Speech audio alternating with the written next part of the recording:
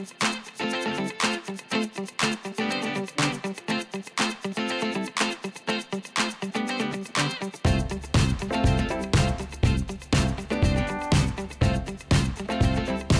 kalau kita ngomongin laptop buat kerja, terutama di era saat ini, kriterianya harus jelas. Ukurannya nggak begitu memberatkan, apalagi buat kalian yang suka mobile. Performa harus kencang buat multitasking, baterai juga harus bisa diandelin, dan kalau ada fitur AI jadi nilai lebih. Dan selamat datang di Smart Choice ID.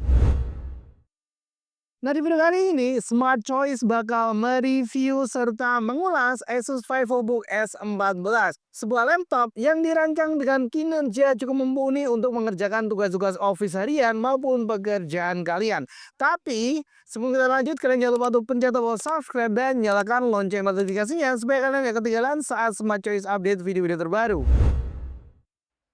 Asus VivoBook S14 M3407H AAS. Nah, kalau kalian sering mobile, laptop ini jelas enak banget buat dibawa. Bobotnya cuma 1,4 kg dengan ketebalan sekitar 1,59 cm. Untuk ukuran Ultrabook 14 inch ini cukup standar, tapi tetap ringan buat dimasukin ke tas kerja maupun backpack kalian.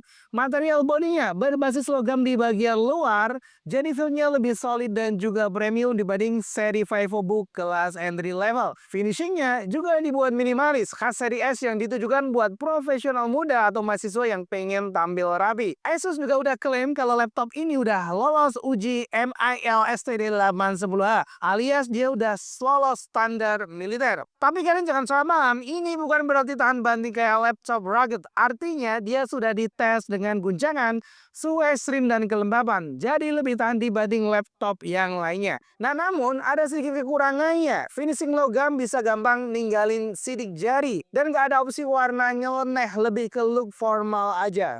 Asus udah kasih panel 14 inch VUSGA 1920x1200 dengan rasio 16:10.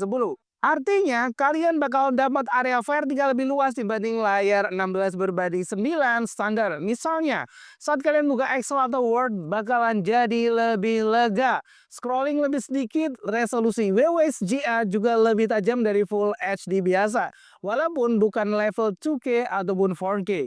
Brightness mentok di 300 nits, oke untuk ruangan dalam indoor, tapi kalau kalian sering kerja di luar ruangan, dengan cahaya yang sangat terang agak kurang maksimal. Untungnya ada lapisan anti glare, jadi pantulan cahaya bisa kalian minimalisir.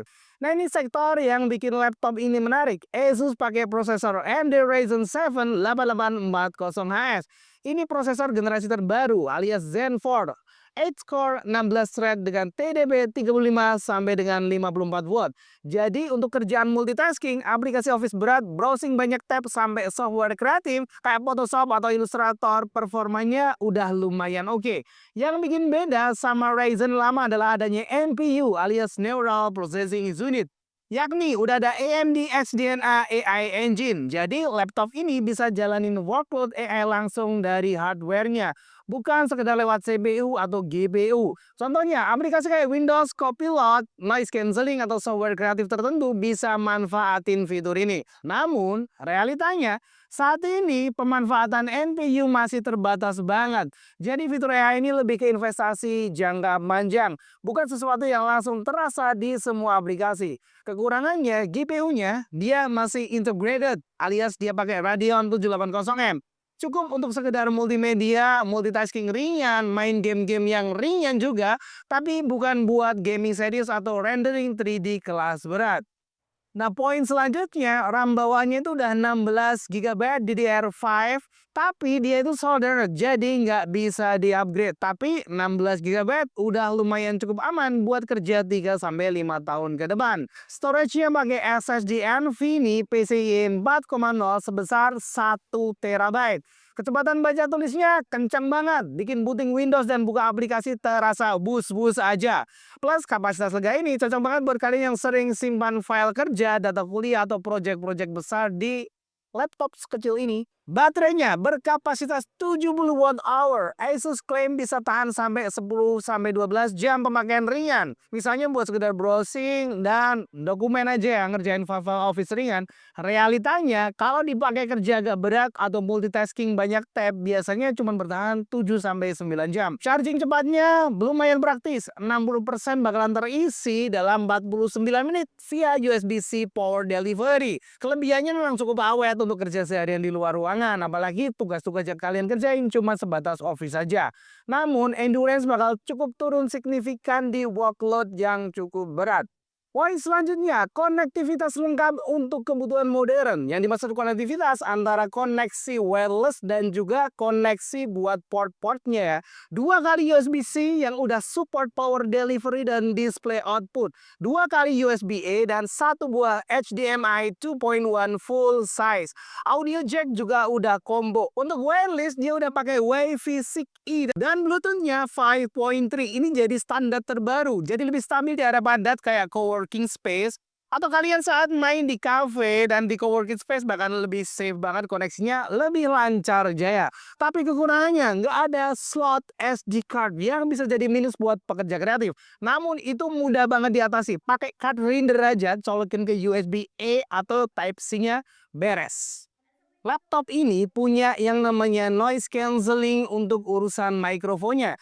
Jadi kalau kalian sering meeting Zoom, meeting online atau pakai aplikasi apapun buat meeting, suara bising di sekitar bisa diredam secara otomatis.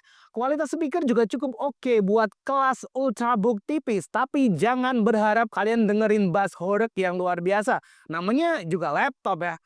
Webcam udah full HD nih, 1080 dengan dukungan Windows Hello alias Face Unlock. Jadi lebih praktis dan kualitasnya di atas webcam laptop standar.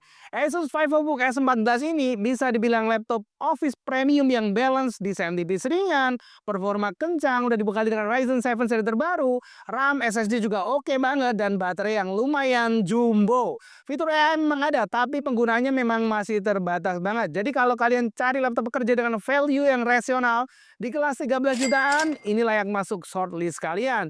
Tapi kalau kebutuhan kalian lebih ke coding berat, gaming, rendering, mungkin butuh seri yang lebih spesifik ke performa gratis dan harus pakai grafis yang lebih mumpuni.